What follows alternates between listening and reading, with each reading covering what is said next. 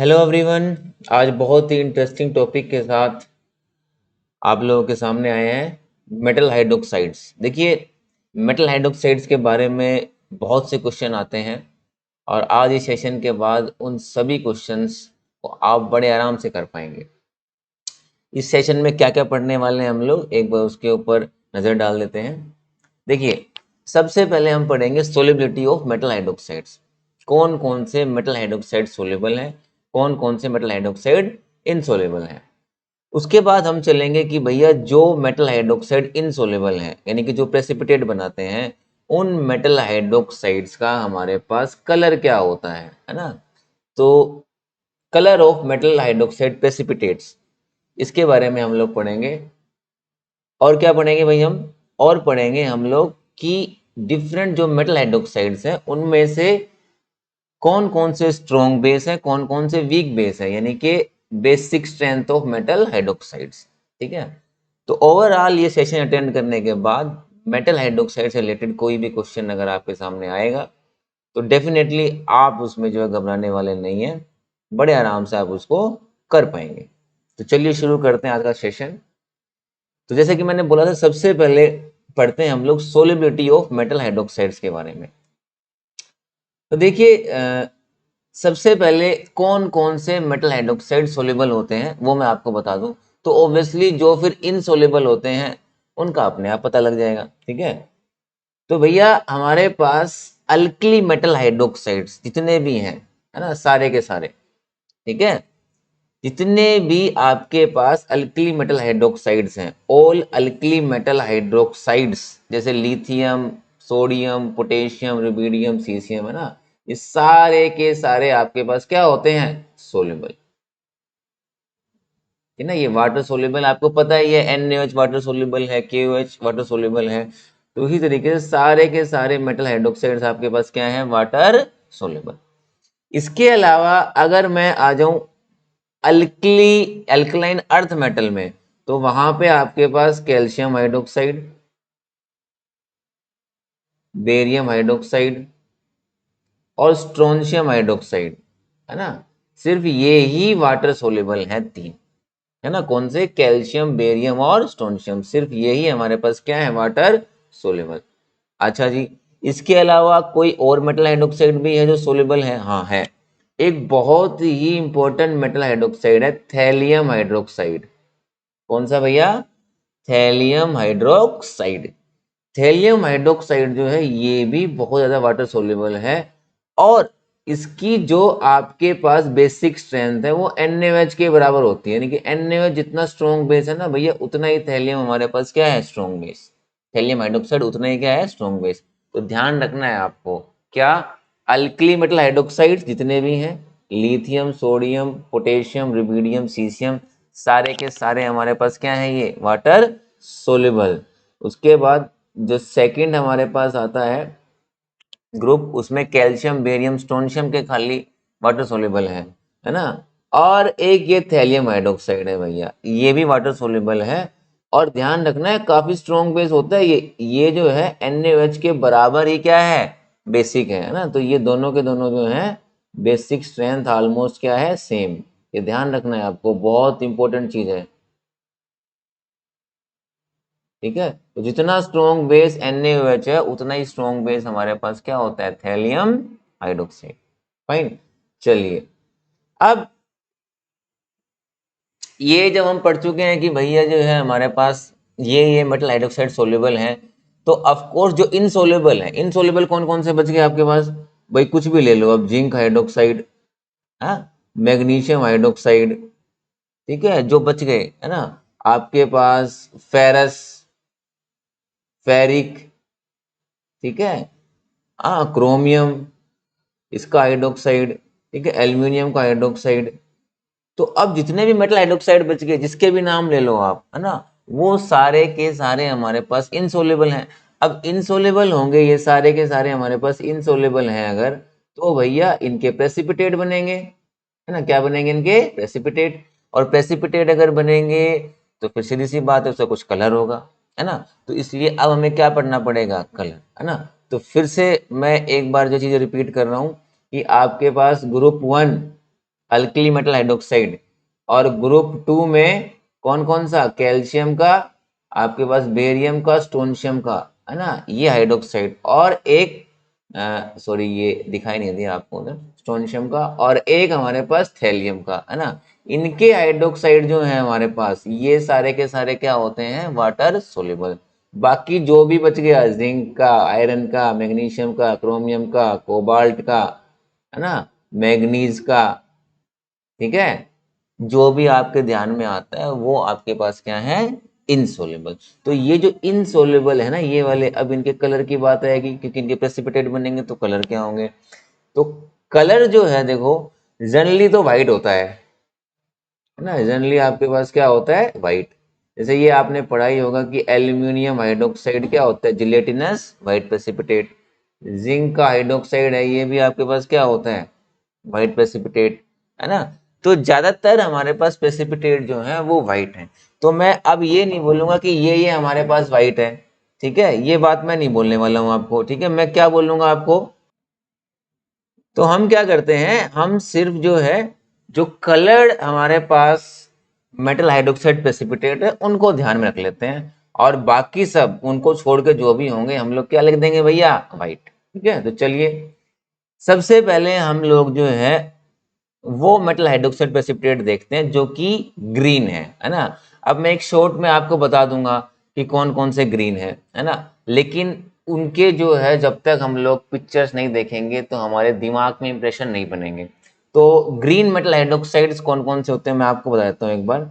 आपके पास जो फेरस का हाइड्रोक्साइड है, आपके पास जो क्रोमियम का हाइड्रोक्साइड है, हाँ, और आपके पास निकल का जो हाइड्रोक्साइड है, ये सारे के सारे जो है ये ग्रीन होते हैं, ठीक है। अब ये ध्यान कैसे रखें, तो इसके लिए मैं एक आपको छोटा सा शॉर्टकट बताता हूँ, है ना, याद रखने के लिए। वैसे तो आप एक दो बार जब पिक्चर्स देखेंगे, मैं अभी आपको शो करूंगा, है ना, तो आपके दिमाग में इंप्रेशन बन जाएगा, याद रहेगा। बट स्टिल फिर भी एक ट्रिक देता हूँ आपको, क्या, ये आप याद रखिए लाइन, क्या, फेरस की निक्कर ग्रीन, ठीक है भैया, फेरस की निक्कर क्या है, ग्रीन। तो यहाँ पे हमारे पास फेरस, है ना, आ गया, और यहाँ पे हमारे पास क्या आ गया बेटा, निक्कर आ गया, यहाँ पे क्या आ गया हमारे पास, क्रोमियम आ गया, और ये क्या आ गया, ग्रीन कलर आ गया, ठीक है। तो इस तरीके से आप इनको याद रख सकते हैं। चलिए अब देखते हैं हम लोग। तो सबसे पहले देखिए, ये जो है ये मेरे पास क्रोमियम हाइड्रोक्साइड है ना, क्या है, क्रोमियम हाइड्रोक्साइड। देखिए काफी डार्क ग्रीन कलर होता है इसका, ठीक है। जबकि अगर हम निकल और फेरस पे जाएंगे तो इतना ग्रीन कलर आपको देखने को नहीं मिलेगा। तो एक तरह से ये जो है मेरे पास डार्क ग्रीन कलर है, ठीक है। कैसा कलर है हमारे पास, डार्क ग्रीन कलर। चलिए बाकियों पे चलते हैं। तो ये देखिए, ये है मेरे पास निकल हाइड्रोक्साइड, क्या है ये, निकल हाइड्रोक्साइड, है ना। आप देख रहे हैं ये इतना ग्रीन नहीं है, ये उससे थोड़ा लाइट है ना, ये लाइट ग्रीन है, फाइन, ठीक है। और लास्ट में हम चलेंगे फेरस हाइड्रोक्साइड पे, ठीक है। तो फेरस जो है उसके बारे में एक इंटरेस्टिंग चीज है, वो मैं आपको बता दूं कि फेरस हाइड्रोक्साइड जो है ये अनस्टेबल होता है ना। इधर लिखता हूं मैं, उधर आपको दिखाई नहीं दिया। फेरस हाइड्रोक्साइड जो ये अनस्टेबल होता है, क्यों, क्योंकि यह आयरन +2 ऑक्सीडेशन स्टेट में है। तो धीरे धीरे जो एयर के अंदर ऑक्सीजन है वो बेटा इसको ऑक्सीडाइज कर देगी फेरिक में, है ना, और ये कलर किसमें चेंज हो जाएगा, ब्राउन के अंदर, है ना। तो फेरस अगर हाइड्रोक्साइड बन भी गया, जैसे मान लो आपने कोई फेरस साल्ट लिया, है ना, और उसमें NaOH डाल दिया, कोई भी फेरस साल्ट है आपके पास, है ना, उसमें आपने NaOH डाल दिया, तो भैया फेरस हाइड्रोक्साइड बन जाएगा, है ना, बनने को तो बन ही जाएगा, और आपको ग्रीन प्रेसिपिटेट भी दिख जाएंगे। लेकिन धीरे धीरे एयर जो है ना उसको ऑक्सीडाइज कर देगी किसके अंदर, फेरिक में, और ब्राउन कलर आएगा हमारे पास, ठीक है। देखिए जैसे अब ये आपको शायद इतना नहीं दिख रहा हो कलर, है ना, ये बहुत फेंट हमारे पास ग्रीन है, यहाँ पे जो है एक्चुअल में जो कलर है हमारे पास, है ना, वो यार डार्क ग्रीन नहीं है, काफी हल्का ग्रीन होता है। और जैसा कि मैंने बताया था कि थोड़े समय के बाद ये मेरे पास किस में कन्वर्ट हो जाएगा, फेरिक हाइड्रोक्साइड में, और उसके बाद आपके पास ये कैसा कलर आ गया, ब्राउन। ठीक है, तो फेरिक हाइड्रोक्साइड का कलर भी अब आपको ध्यान हो गया होगा, कैसा कलर होता है हमारे पास, ब्राउन कलर होता है। चलिए नेक्स्ट चलते हैं। अब हम ब्लू मेटल हाइड्रोक्साइड प्रेसिपिटेट्स पे आते हैं बेटा। तो देखिए ब्लू का नाम आते तो सबको ध्यान में आ ही जाता है कि भैया कॉपर का जो हाइड्रोक्साइड है हमारे पास, है ना, वो कैसे कलर का होता है, ब्लू। मेरे ख्याल से बचपन से ही आप लोग जो इसको सुनते आए हैं, है ना। तो ये मेरे पास कॉपर का हाइड्रोक्साइड हो गया और उसका कलर कैसा होता है, ब्लू। इसके बारे में तो मेरे ख्याल ज़्यादा डिस्कस करने की जरूरत नहीं है, बचपन से ही आपको ये चीज़ बताई जाती है और काफ़ी बच्चों को ध्यान में रहती है। अब जरा मैं लेता हूं मैग्नीज और कोबाल्ट के हाइड्रोक्साइड, है ना। तो मैग्नीज और कोबाल्ट दोनों में जो प्रेसिपिटेट बनते हैं एक्चुअल में शुरू में, वो थोड़े समय के बाद अपना कलर चेंज कर लेते हैं, है ना। इसीलिए मैंने लिखा है यहाँ पे curious case of manganese and cobalt hydroxide. ठीक है, जैसे कि मैंने ये लिया है, हमारे पास ये मैग्नीज हाइड्रोक्साइड है ना। एक्चुअल में तो होता क्या है मेरे पास, देखिए अगर आपके पास मान लीजिए Mn2 पॉजिटिव कोई साल्ट है और आप उसमें मान लीजिए NaOH डालते हैं, तो शुरू में आपके पास प्रेसिपिटेट तो आएंगे बेटा, ये है ना, मैग्नीज हाइड्रोक्साइड के। लेकिन ये जो प्रेसिपिटेट हैं, ये हमारे पास आपके पास वाइट जेल प्रेसिपिटेट होते हैं। यानी कि मैग्नीज हाइड्रोक्साइड के प्रेसिपिटेट तो अपने आप में वाइट जेल हैं, लेकिन ये धीरे धीरे धीरे धीरे आपके पास कन्वर्ट हो जाता है MnO2 में। इसमें कन्वर्ट हो जाता है MnO2 में, और MnO2 में कन्वर्ट होने की वजह से हमारे पास यहाँ पे जो है आपके पास एक आप बोल सकते हैं लाइट पिंक टाइप जो है हमारे पास कलर आ रहा है। ठीक है, तो ये धीरे धीरे धीरे धीरे धीरे धीरे धीरे धीरे जो है वाइट जेल से आपके पास जो है एक थोड़ा लाइट पिंक कलर जो है वो आपको देखने को मिलेगा। ठीक है, तो इनफैक्ट यहाँ पे MnOH ट्वाइस, है ना, ये नहीं है। ये जो प्रेसिपिटेट आपको दिख रहे हैं, नहीं, एक्चुअल में प्रेसिपिटेट क्या है, दीज आर हाइड्रेटेड MnO2। ठीक है, लाइट पिंक भी धीरे धीरे धीरे धीरे करके फिर आपके पास जो है कन्वर्ट हो जाएगा आपके पास लाइट ब्राउन में। ठीक है, ये जितना देर आपके पास जो है MnOH ट्वाइस कन्वर्ट होएगा MnO2 में धीरे धीरे, वैसे ही कलर आपके पास व्हाइट से शुरू में लाइट पिंक होगा और फिर आपके पास कैसा हो जाएगा, लाइट ब्राउन। ठीक है, तो इसमें आपको ध्यान रखना है कि भैया MnOH ट्वाइस जो है इसका कलर हमारे पास जो है वो व्हाइट जेल प्रेसिपिटेट है, लेकिन वो कन्वर्ट हो जाता है MnO2 के अंदर। तो इस वजह से धीरे धीरे कलर चेंज होता रहेगा। शुरू में आपके पास कन्वर्जन जब होगा तो लाइट पिंक आएगा और फिर लास्ट में आपके पास क्या आ जाएगा, लाइट ब्राउन, जो कि हाइड्रेटेड आपके पास MnO2 का कलर होता है। ठीक है, चलिए अब कोबाल्ट के ऊपर अगर हम आए तो कोबाल्ट में देखिए क्या है, ये जैसे मेरे पास एक कोबाल्ट 2 पॉजिटिव सॉल्यूशन है। ठीक है, अब इसमें मैंने NaOH डाल दिया है यहाँ पे, है ना। तो होता क्या है, शुरू में हमारे पास ये ब्लू जेल प्रेसिपिटेट आते हैं। ठीक है, और धीरे धीरे धीरे धीरे जब हमारे पास ये पड़े रहते हैं एयर के अंदर, तो कन्वर्ट हो जाते हैं फाइनली ये कोबाल्ट हाइड्रोक्साइड में। ठीक है, और जिसका की जो कलर है हमारे पास वो कैसा है, पिंक कलर है ना। ये आपके पास कैसा कलर है, पिंक कलर। तो कोबाल्ट हाइड्रोक्साइड जो है वो शुरू में नहीं बनता है, शुरू में हमारे पास कुछ इंटरमीडिएट कुछ चीज बनती है जिसका कलर क्या होता है हमारे पास, ब्लू जेल, है ना। लेकिन फिर वो धीरे धीरे आपके पास कोबाल्ट हाइड्रोक्साइड में क्या होता है, कन्वर्ट होता है।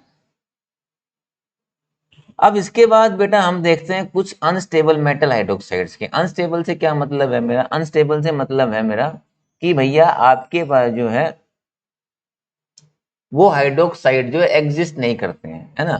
कौन कौन से नहीं करते हैं, जैसे कि आपने कभी नहीं सुना होगा AgOH, कभी नहीं सुना होगा आपने।